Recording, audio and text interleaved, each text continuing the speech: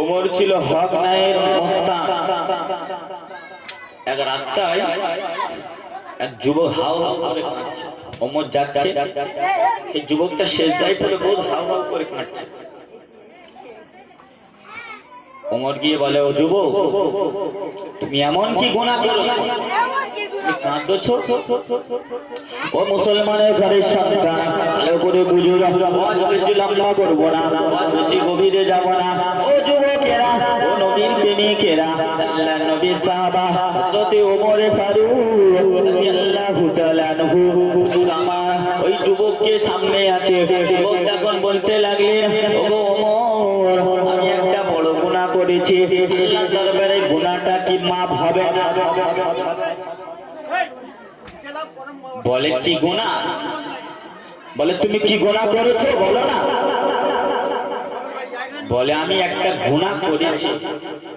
যুবকটা যখন ভাবতে লাগলো, আমি যে গুনাহটা করেছি, ওমর কিন্তু রাগী, যদি আমার গুনাহটা শুনে যদি রেগে যায়, উলঙ্গ তলোয়ার নিয়ে মুন্ডা যদি আমার জুতা করে দেয়, তাহলে গুনাহগার হয়ে মরে যাব, তাহলে আল্লাহর কাছে মাফ চাওয়া যাবে। ও মুসলমানের ঘরের সন্তান, ভুল বুঝবেন না, বেয়াদবি নেবেন না। প্রিয় নবী মুহাম্মদুর রাসূলুল্লাহ সাল্লাল্লাহু আলাইহি ওয়াসাল্লাম হযরত ওমর ফারুক রাদিয়াল্লাহু তাআলা আনহু ওই যুবককে বলতে লাগলেন, কি গুনাহ? বলে, ওগো ওমর, তুমি চলো না আমার রাসূলুল্লাহর দরবারে নিয়ে চলো। বলে, ঠিক আছে চলো।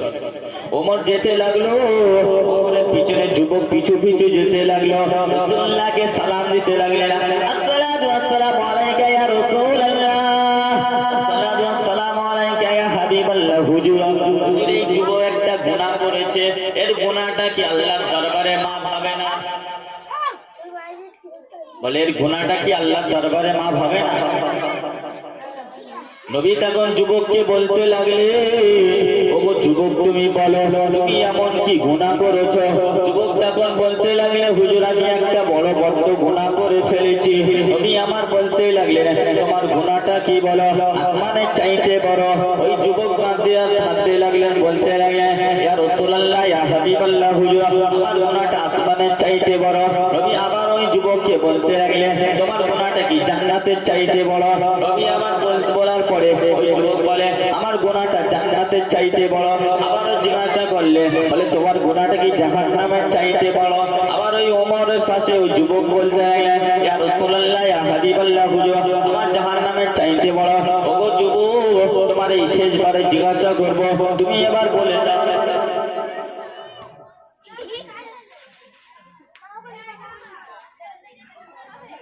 তুমি এবার বলে দাও কি গুনাহ?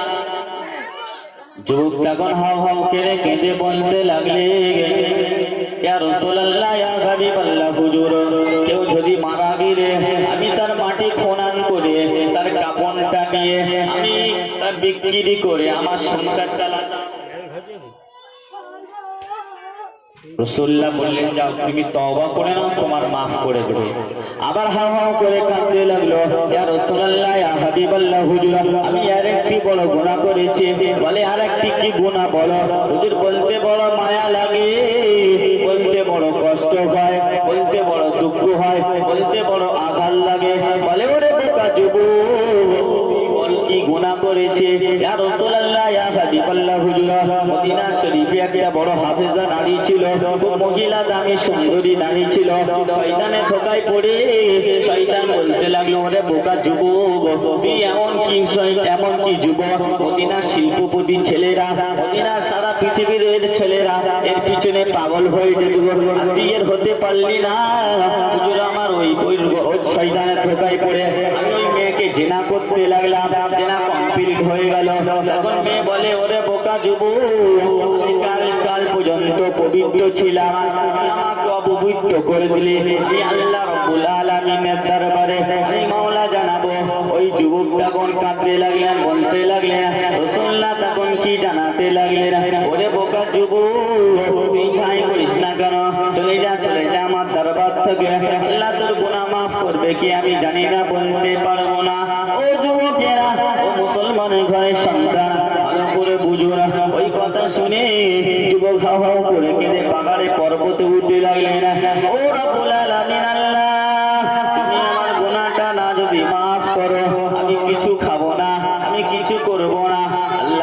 তখন ওই যুবকের বিনতি শুনে, যুবকের পনীতি শুনে, যুবকের ওই কথা শুনে আল্লাহ পাক জিবরিল আমিনকে পাঠিয়ে দিলেন। ওগো জিবরিল আমিন, আমার নবীকে জানিয়ে দাও ওই যুবকের গুনাহটা আল্লাহ maaf করে দিয়েছে। আল্লাহ পাকের ফেরেশতা জিবরিল আমিন রাসূলুল্লাহ দরবারে এসে হাজির হয়ে গেলেন। রাসূলুল্লাহকে সালাম দিতে লাগলেন, আসসালাতু আসসালামু আলাইকা ইয়া রাসূলুল্লাহ ইয়া হাবিবাল্লাহ। ও আল্লাহ পাকের নবী, ওই যুবককে জানিয়ে দাও ওই যুবকের গুনাহটা maaf হয়ে গেছে। আল্লাহ পাকের নবী সাহাবা হযরত ওমরকে ডাকলেন, ওগো ওমর, ওই যুবককে খোঁজ লাগাতে লাগো। ওই ওমরের খোঁজ লাগাতে গিয়ে পাহাড় পর্বতে হাউ হাউ করে কাঁদতে লাগলেন। ওই যুবককে বলে দাও, ওই যুবককে জানিয়ে দেবে, ওই যুবককে শুনিয়ে দেবে ওর গুনাহটা maaf হয়েছে। হাউ হাউ করে কাঁদা থেকে ওমর গিয়ে বলে, ওগো বোকা যুবক, আল্লাহ তোর গুনাহটা maaf করে দিয়েছে, তুই তওবা করেছি বলে। আল্লাহ তোর ওই বিনতিটা শুনে আল্লাহ রাব্বুল আলামিন তোর গুনাহটা maaf করে দিয়েছে। জোরে বলুন সুবহানাল্লাহ। তাহলে গুনাহ করে তওবা করে নিতে হবে। দরুদ শরীফ আল্লাহুম্মা সাইয়্যিদিনা